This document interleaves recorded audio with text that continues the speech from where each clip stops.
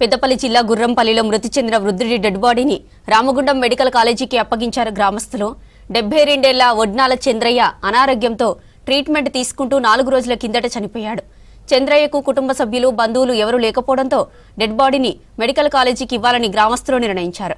స్థానిక police station నుంచి NOC తీసుకున్న సర్పంచ్, గ్రామ పెద్దల సహకారంతో సిమ్స్ మెడికల్ కాలేజీ ప్రిన్సిపల్ సమక్షంలో అనాటమీ డిపార్ట్మెంట్కు చంద్రయ్య డెడ్ బాడీని అందజేశారు. మెడికల్ రీసెర్చ్ కోసం చంద్రయ్య పార్థివ దేహాన్ని దానం చేయడం స్ఫూర్తిదాయక నిర్ణయమన్నారు కాలేజీ ప్రిన్సిపల్. డెడ్ బాడీ అప్పగింతలో కీలక పాత్ర పోషించిన సదాశివ ఫౌండేషన్ సభ్యులకు డాక్టర్లు కృతజ్ఞతలు చెప్పారు.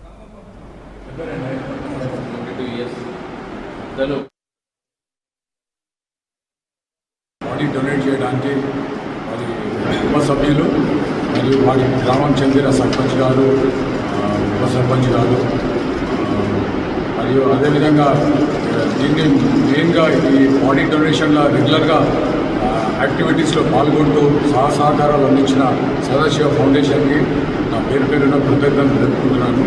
ఎందుకంటే బాడీ డొనేషన్ అనేది ఒక మహత్తర కార్యక్రమం. ఎందుకంటే ఇప్పుడు ఇందాక చెప్పినట్టు, వాసు గారు చెప్పినట్టు, ఇది ప్రూవ్ చేయడానికి బదులు, కాల్ చేయడానికి బదులు ఒక ఇన్స్టిట్యూషన్కి, ఒక మెడికల్ కాలేజ్కి డొనేట్ చేస్తే అనాటమీ డిపార్ట్మెంట్కి, వాటి వైద్య విద్యార్థులకు ఒక బాడీ టీచర్గా నిలబడుతుంది. బాడీ అనేది వాళ్ళకి నేర్చుకోవడానికి, భవిష్యత్తు మంచి డాక్టర్లు సొసైటీకి, కమ్యూనిటీకి, ఒక కంట్రీకి, ఒక స్టేట్కి దోహదపడుతుంది. వాళ్ళు మంచి డాక్టర్లు రావడానికి.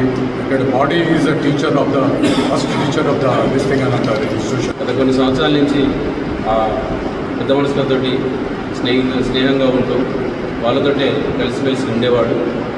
వారం రోజుల క్రితం అనారోగ్యానికి గురవడంతో ప్రభుత్వ ఆసుపత్రి పెద్దపల్లిలో అడ్మిట్ చేయగా చికిత్స పొందుతూ మరణించారు.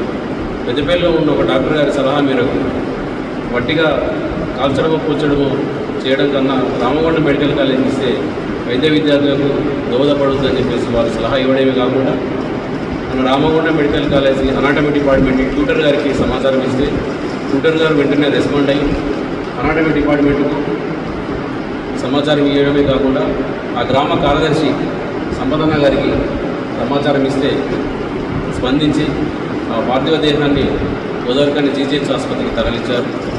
జీజీహెచ్ ఆసుపత్రి నుంచి ఈ నెల 21 తారీఖు నాడు తరలిస్తే దీనికి సంబంధించిన కొన్ని ఫార్మాలిటీస్ పూర్తి చేసుకొని ఈరోజు గౌరవ సిమ్స్ కాలేజ్ ప్రిన్సిపాల్ నరేందర్ గారి చేతుల మీదుగా అనాటమీ డిపార్ట్మెంట్కు పార్థివ దేహాన్ని అందజేయడం జరుగుతుంది.